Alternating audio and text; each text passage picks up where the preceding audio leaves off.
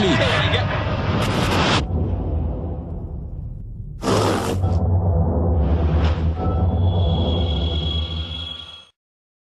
Assalamu alaikum rahmatullahi wa barakatuh. This is Roadside to Islam. Aki, can you introduce yourself, please?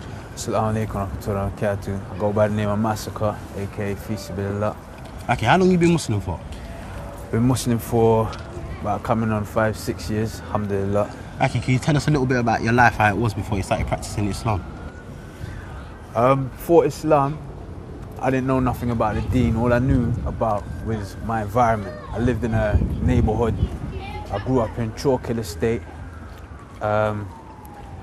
You know, as every estate is, there's always man that's around there selling drugs, you know what I'm saying, man driving around in big cars, you know what I mean, just fights going on, man getting stabbed, man getting shot. All these kind of things that happen in every neighborhood. This is the kind of neighborhood that I grew up. So as a youngin', all I knew is what I saw, you know what I'm saying? And as well as man had opportunities and whatnot, school and, you know what I mean, little play schemes here and there.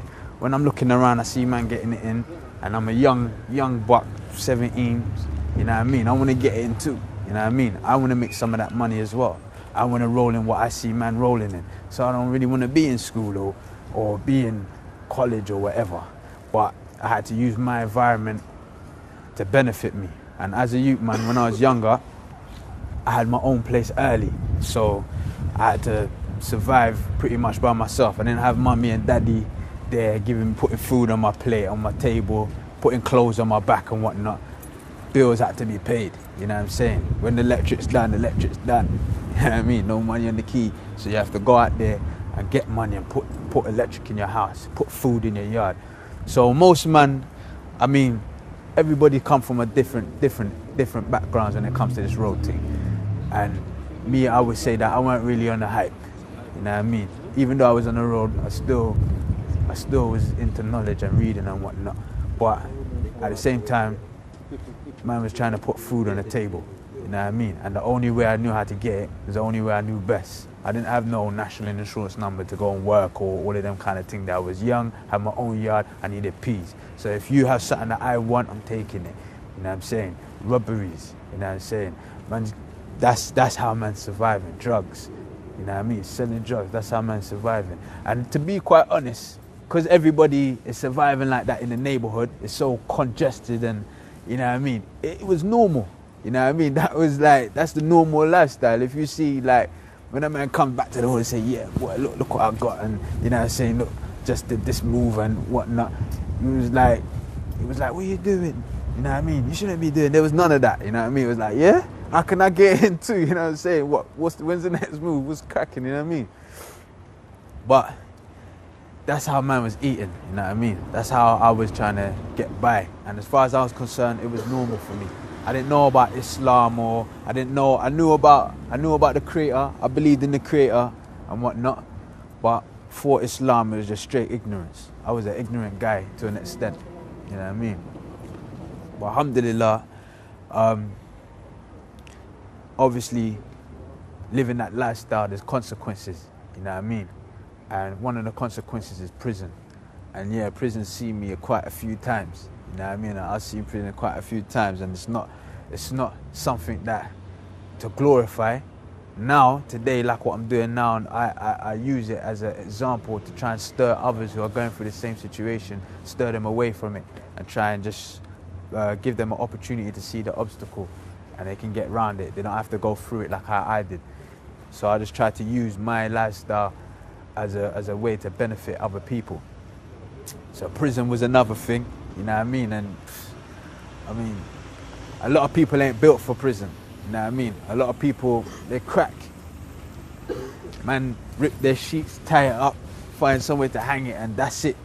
Jump off the bunk bed and khalas, finish, you know what I mean? Because they can't handle it. You know what I mean? The time's too much, the confinement, you know what I mean? You're locked up for like 23 hours, you know what I mean? And you're only allowed out for 1 hour. And it's not every day you're allowed out for an hour, you know what I mean? So it's like the lifestyle that I led, that I used to be involved with, this is what it brought. It brought death, you know what I mean? One of my younger brother was, you know what I mean, stabbed. on the street, you know, knife crime or whatever you want to call it. You know what I mean? So the consequences I've seen, the consequences I've been involved in, you know what I mean? So all of these things, it took time. I mean, like, look at the youngers today. Reckless. Youngers, the age limit for carrying a machine is getting younger and younger. Reckless. But they're not all of them are aware of the consequences. They know what can happen, but the consequences ain't apparent to them. You know what I mean? And it took a lot of consequences in my actions for me to come to where I am today. Alhamdulillah. One time I was sitting in a house and I had like bare goons around me. It was in the guy's house that we had, and he had a library. And I remember walking up to the books, and I just put my finger just random like that on any book. It could have been a porno magazine, man. It was any book. Put my hand in it, pulled it out. It was the Quran. You know what I mean? Sat down, reading it a little bit. I didn't really know what I was reading or whatnot, but you know what I mean? Put it down, and it just so happened, like, as I was making a transition from getting involved with drugs into another way of making money, the guy that I was moving with, he was Muslim. You know what I mean? We ended up doing a jail sentence together. Me and the brother was sitting down, and he must have handed me that blue Salah book. You know what I mean? I started learning Arabic and whatnot, reading the du'as and whatnot, and how to pray and whatnot. But I wasn't. Now, before that, I was reading the Quran, and then like I was reading about the stuff that I used to do that I thought was normal. The stuff that I thought was normal was what Allah was telling me that's going to lead me to destruction. You know what I mean? And to the hellfire and the eternal flames and such and so forth. And I just put the Quran on and said, this ain't for me, man. You know what I mean? Then afterwards, obviously spending a lot of time in prison, you got a lot of time to read and whatnot. I started reading back up again. You know what I mean? A couple of people that I knew that was on the outside was coming to the deen as well. So I started looking back into it again. I took my shahada in prison, and alhamdulillah, it was one of the best moves that I made. I still had more research to do, you know what I mean? I still had to find out if this was like absolute truth, you know what I mean? I had people around me saying, just do it, you know what I mean? Just take the shahada and whatnot. When I came out, I started looking for loopholes, trying to find out if there's some kind of deviation or some kind of, you know what I mean? What exactly this is, so that I'm even more content with it. Alhamdulillah, I couldn't find nothing. I'm still looking to this day. You know, it's a duty as a Muslim to seek knowledge. I'm still seeking knowledge, and every single time that I overcome an obstacle, it increases me in my certainty that this is the truth, in my yaqeen that this is real life. This is the life to be. This is the way to be leading your life. Alhamdulillah. So, okay, how did your family take it when you became Muslim? Alhamdulillah, like, my family, they're a bit open-minded, you know what I mean? They couldn't really tell me nothing anyway, because I was already looking after myself at a young age. So whatever I did, as long as it didn't mean prison or didn't mean death or didn't mean like me mashing up myself, they were cool about it. But alhamdulillah, they were alright. And plus my pops is Muslim anyway, so you know what I mean? But everyone was happy that I've changed my lifestyle. You know what I'm saying? Everyone was happy that, you know, I'm taking steps away from the stuff that put me in a lot of trouble. You know what I mean? So alhamdulillah, my family was alright. I'm in the process of trying to get them dawah and trying to call them to Islam, you know what I mean? And trying to get them a few DVDs and, you know what I mean? Just show them what's really good with Islam. Alhamdulillah. Well, obviously before you used to be on the road and that's how you used to make money, etc. Now you're not on the streets. What do you do with yourself? Now, I started getting involved with using my life and my experience as a means of helping other people, so that they don't have to go through the same things that I went through. You know what I mean? Like the obstacles that I went over and I had to go under and around. I'm giving them a means to get over that obstacle. You know what I mean? So also, like before I used to rap, I used to do hip hop, you know what I mean, rap on beats and whatnot. Now I'm using that talent to give nasiha, you know what I mean, to advise the youth and to, you know, help motivate the ummah, You know what I'm saying? Help motivate the sisters, the brothers that are struggling on their deen. You know what I'm saying? And glorify Islam, glorify Allah. You know what I mean? With my talent. You know what I'm saying? Just through spoken word. Alhamdulillah.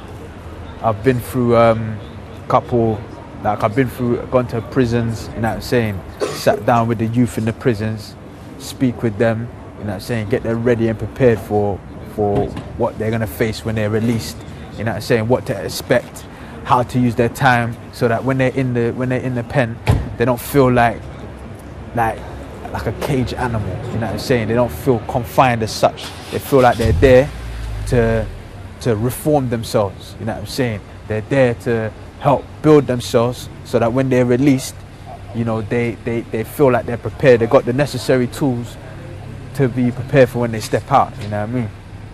I also work with my colleague on Roadside to Islam, and we do practically the same thing. You know, we bring to the people what they don't usually get from the streets to the screen, so that you can see for yourself, you know what I mean, where the youth are taking shahada, you know what I'm saying, where the youth are doing all types of madness, and this is where the help is needed. You know what I mean? It's not necessarily just in the masjid, like Roadside to Islam. That's what we're dealing with. Also, you know, I got my own projects. Like I put out a project like 2 years ago. I put out a project Iconoclast. This year I'm looking to put out a next project called Council of Nasiha, where it's going to have various artists on there, and we're just going to deal with exactly what it says, Council of Nasiha, dealing with different issues to do with the youth, to do with us as Muslims, to strengthen us already Muslims who are strong but still need that little motivation. You know what I mean? So there's a few projects that I've got going on and that I'm working with, and inshallah Allah will accept it from me as a ajr, you know what I mean? Inshallah. So, Aki, what advice have you got to Muslims and non-Muslims regarding Islam? You know, first of all, for the Muslims, seeing the lifestyle that we're coming from and being attracted to that lifestyle, my question is to you, which is a nasiya as well, is that, are you built for this? Are you built for the road? Do you know what this road life entails? Are you ready for man to kick off your door, run up in your yard with a machine and put it towards your girlfriend, your mum, or your dad, or one of your loved ones, telling you to go and get what it is that he wants, that you're involved with? Are you ready for that? Think about it. You see on the TV, man's got Gucci shoes, nice glasses, nice coupe, money turning over, and you think, yeah, I want that. But are you thinking of the consequences? You're not. You're just going to get involved with this thing, and then the consequences are going to stare you in your face and you ain't going to know what to do. You're not built for it. You're not built for prison. Do you know what prison is? When there's no TV, when you can't come out of the freaking cell, when you got man that's looking down on you and he's holding the keys to your freedom. Do you understand what this is? When you have to share a cell with a man who can't even keep up with his hygiene. You're not ready for this. You're not built for it. And when we see you, we laugh at you. Because you're going to where we came from and we're heading to where you've left. Are you ready? Are you ready for man to have you out standing in front of your cash machine drawing your money with a strap in your back and you can't do nothing for it? You want to get involved with a gang? Fair enough. Man can't tell you what to do. I can't tell you what to do.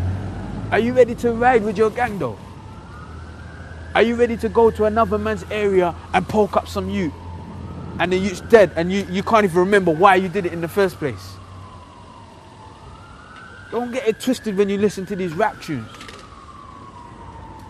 I can't imagine hearing a real killer on a rap song telling everybody how he killed a man. So more than half of these people are not telling the truth. Have you ever thought about taking a man's life? You really gonna burst your strap on somebody? And have you ever thought about trying to go? If you ever know a man that's taken a man's life, ask him how much sleep he gets. Because you ain't gonna get no sleep. You're probably gonna forget about what the beef was in the first place. This is my advice to you, man. You lot coming up, seeing man, and you lot want to come and put your trousers below your waist and start bopping, wearing fake silver chains, fake gold chains or whatnot, and trying to get involved with man, or trying to linger around man for him to break you off something so you can put in work on the street yourself. You ain't built for it.